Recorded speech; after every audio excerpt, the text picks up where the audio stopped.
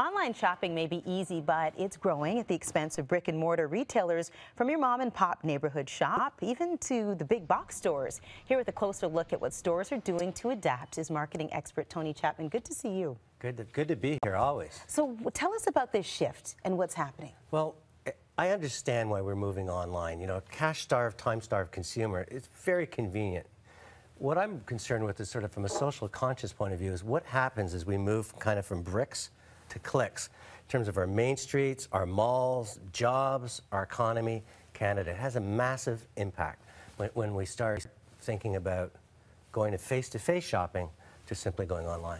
You say that there are three types of shopping experiences and how that kind of delves into this whole situation. Yeah, I mean, you've got people that are just, you know, pure play. I only shop face-to-face. I love being with people. There's people that have kind of hybrid, a combination of the two, which most Canadians are at. And then there's people now that are really just going, I'm pretty well putting most of my spending online.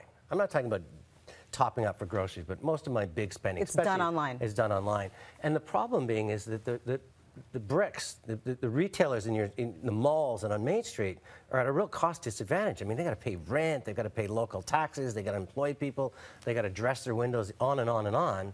And so when we start shifting more and more of our dollars online, they're in a very precarious position. And we're seeing that not just the little stores closing, but also, you know, we've seen some major chains that we've lost on our watch. Even Amazon, even Walmart recently, you know, starting to close stores. Yeah, Walmart Express, we saw in the States, closing 102 stores. And what happens, Tony, when those big anchor stores like the Walmarts and the Targets, you know, go out of business? What happens to the smaller stores around? Well, that's what happens. I mean, first of all, the mall, if you lose your anchor tenants, you know, and nothing comes in to replace it, very quickly the whole psychology of shopping that mall changes. Or if you lose sort of the tier 1 stores and all of a sudden you're going more into the discount stores, you go, this isn't the same mall, I don't have the same energy. Same thing happens on Main Street. I mean, you go walk down Main Street, which is so important for the culture of your neighborhood, the magic of it, the property values, and you suddenly go and that store's boarded up, or now it's a massage parlor, or services like dentistry.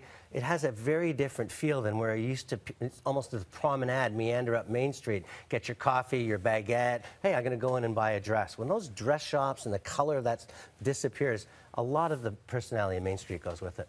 What about Amazon and its effect? Well, Amazon is so powerful. First of all, this guy's a genius. He understands the psychology of shopping. He started with low-hanging fruit, books, and now he's taking you across every category. He doesn't really care about making money right now. He just wants to change the psychology of your behavior. He wants to get you so addicted to shopping at Amazon. It's like the world's biggest vending machine.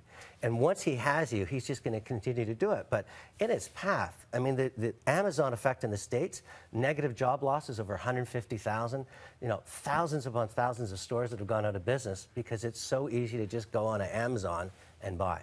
Interesting to see this shift. Thank you so much. Thanks for having me.